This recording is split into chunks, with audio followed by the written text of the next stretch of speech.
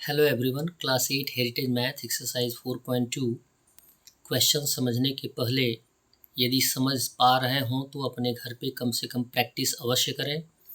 Practice करेंगे तभी आप इनको सॉल्व कर पाएंगे आसानी से। क्वेश्चन नंबर D2 दिया गया है, फाइंड द क्यूब रूट। आपको अब फ्रैक्शंस का क्यूब रूट फाइंड आउट करना है।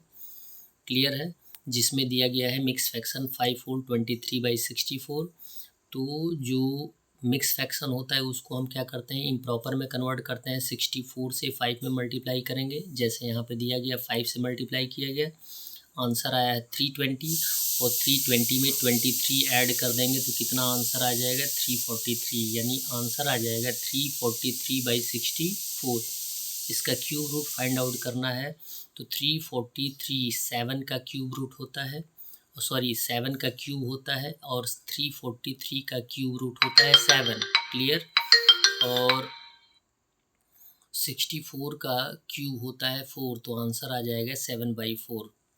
बी दिया गया 125/2744, तो 125/2744 का क्यूब रूट फाइंड आउट करना है तो क्यूब रूट लिख देंगे। और फिर 125 का क्यूब होता है 5, यानी 5 5 ज़ा 25, 25 5 ज़ा 125, यानी 3 टाइम्स किसी भी नंबर को जब हम 3 टाइम्स मल्टीप्लाई करते हैं तो वह क्या होता है, क्यूब आता है। और जिस नंबर को हम 3 टाइम्स मल्टीप्लाई करते हैं वो क्या होता है, क्यूब्स होता है, यानी जो प्रोडक्ट आता है। 2744 का क्यूब रूट आ जाएगा 14। प्राइम फैक्टर्स के द्वारा आप फाइंड आउट कर सकते हैं, जबकि मैंने प्राइम फैक्टर्स का मेथड बताया है।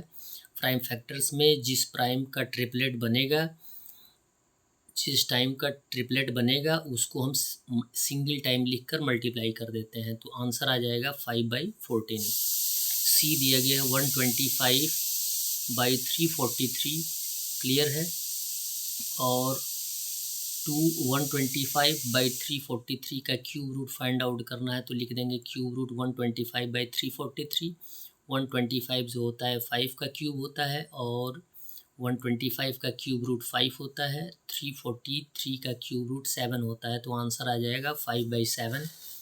नेक्स्ट है डी दिया गया है -729/2197। अब आपको ऑलरेडी हमने बताया कि यदि क्यूब्स माइनस नेगेटिव होता है तो क्यूब रूट भी नेगेटिव आता है। 729 का क्यूब रूट होता है 9, तो -9 हो जाएगा। और 2197 का क्यूब रूट होता है 13, तो आंसर आ जाएगा -9/13। क्लियर है? ई दिया गया है -3375/4913। अब यहाँ पे क्यूब रूट फाइंड आउट करना है तो -3375 का क्यूब रूट होता है 15, यानी यहाँ पे क्यूब क्या है, नेगेटिव है, तो क्यूब रूट भी आएगा नेगेटिव -15। 4913 का आ जाएगा 17। क्लियर?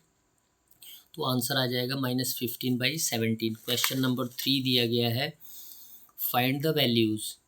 वैल्यू फाइंड आउट करना है। ए दिया गया है, क्यूब रूट फाइंड आउट करना है 64 × -1, तो 64 का क्यूब रूट कितना होता है 4 × -1 का क्यूब रूट -1 होता है, मल्टीप्लाई कर देंगे तो आंसर आ जाएगा -4। क्वेश्चन नंबर बी दिया गया है, क्यूब रूट फाइंड आउट करना है 5832 × -1000 का, तो 5832 का क्यूब रूट होता है 18 × -1000 का -10 आता है, मल्टीप्लाई कर देंगे तो -180 आंसर आ जाएगा।